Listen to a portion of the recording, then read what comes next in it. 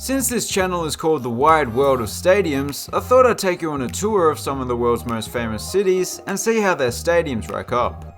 Paris was a completely random starting point, to be honest, but they do have plenty of interesting stadiums, as well as there being a nice mix of rugby and football stadiums, and even some rugby/football stadiums. So here are the stadiums and arenas of Paris, France, with a capacity of 4,000 or more.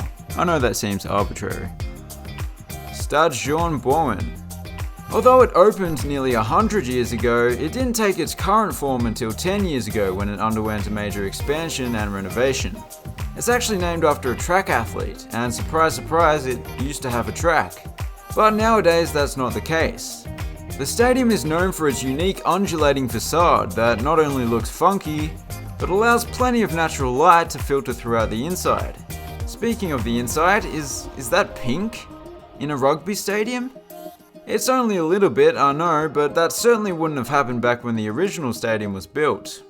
But of course everything was black and white back then, so it wouldn't make a difference. I guess while we're here we should talk about Parc des Princes, home of Paris Saint-Germain, the biggest football club south of Germany, north of Spain.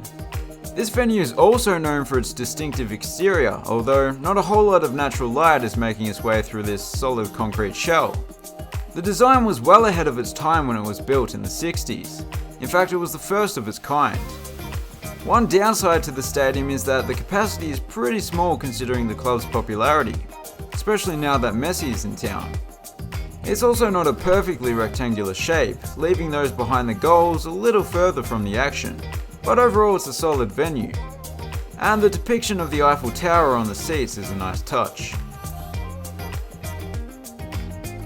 Stade Sébastien Charletti. The first stadium on this site was opened in 1939. Not the best timing, I know. That stadium was demolished in the 80s and this stadium was built in its place in the early 90s. It's home to two football teams, but also serves as the home of athletics in France. Speaking of which, it recently replaced a running track in order to host the 2020 European Athletics Championships. But once again, really bad timing, it was cancelled. It's interesting that they make use of some sort of sunshade type thing in the gaps between the roofs. Oh, I did set the cutoff point at 5,000, but how can I not mention the little volleyball arena that's located underneath the stadium? Pretty cool. Stade Pierre de Coubertin. For its modest capacity, it has quite a grand exterior, made up of dozens of brick columns. The interior, although quite small, is made up of 3 tiers of seating, basically stacked directly on top of each other, which looks kinda cool. And I'm sure it makes for an intimidating atmosphere, at least by basketball standards. Paris La Défense Arena. Don't be put off by the name. There's a full-size rugby stadium underneath the fixed roof of Paris La Défense Arena. In fact, it's the largest stadium in Europe with a permanent roof. It's not the only rugby venue in the world with a fixed roof, but the fact that you never get to see the light of day does make it unique in the sport, and does also mean that they've had to go with a synthetic turf field. If it wasn't different enough already, the stadium features a huge theatre-style screen at one end. It's a pretty versatile venue to say the least. Stade de France. The home of both the French rugby and football teams was built prior to the 1998 FIFA World Cup, where it hosted the final.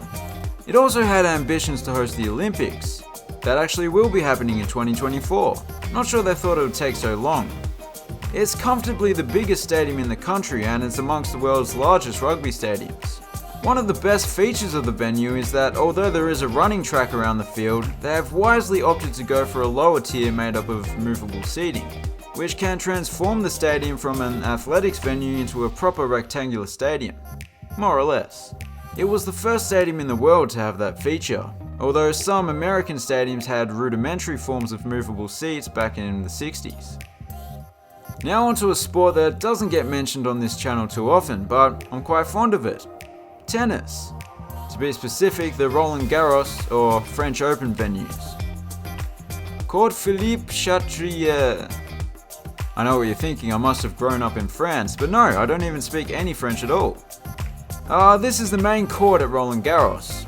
It was recently rebuilt with a retractable roof added, and is now the one and only covered court at the complex.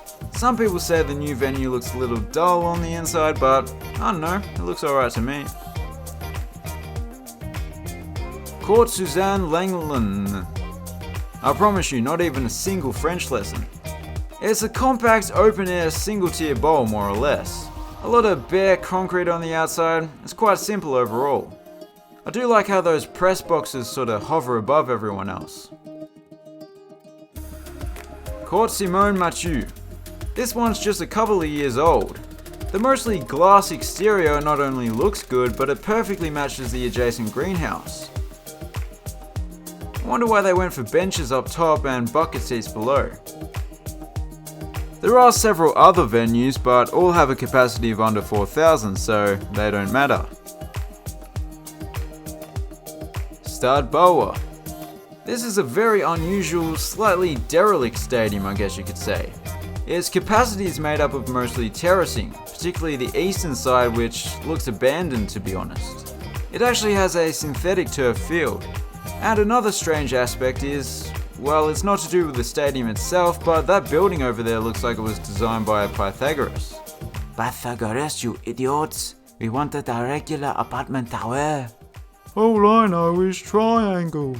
Linking it back to the stadiums, Pythagoras' design allowed for more terraces. Wait, what the hell am I talking about this building for? Let's move on. Unlike the last one, Accor Arena has natural grass, although it's the distinctive 8-sided exterior that's covered in it, rather than a field. It looks fantastic in my opinion. You'd probably think that's a recent addition, but it's been there since the 80s. The 8-sided design is apparent on the inside as well, with the seating aligning with the exterior walls. I guess that makes sense. No team calls this place home at the moment, but it does consistently host both basketball and tennis, including the Paris Masters. Stade Dominique Duvauchel. It's a seemingly unremarkable stadium home to a third-tier club, nothing special. And well, that's kinda true, but there's something about it that I quite like. Maybe it's just the fact that there's so much red throughout the place. The exterior, the seats, the track, and the faces of the spectators sitting in these sections on a hot summer's day.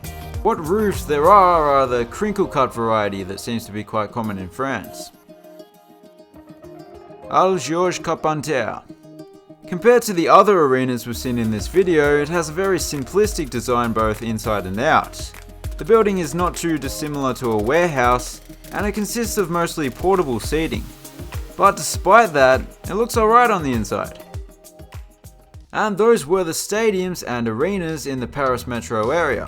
Which city should we cover next? Comment below. If you enjoyed the video, please consider subscribing. Thanks for watching, have a good one.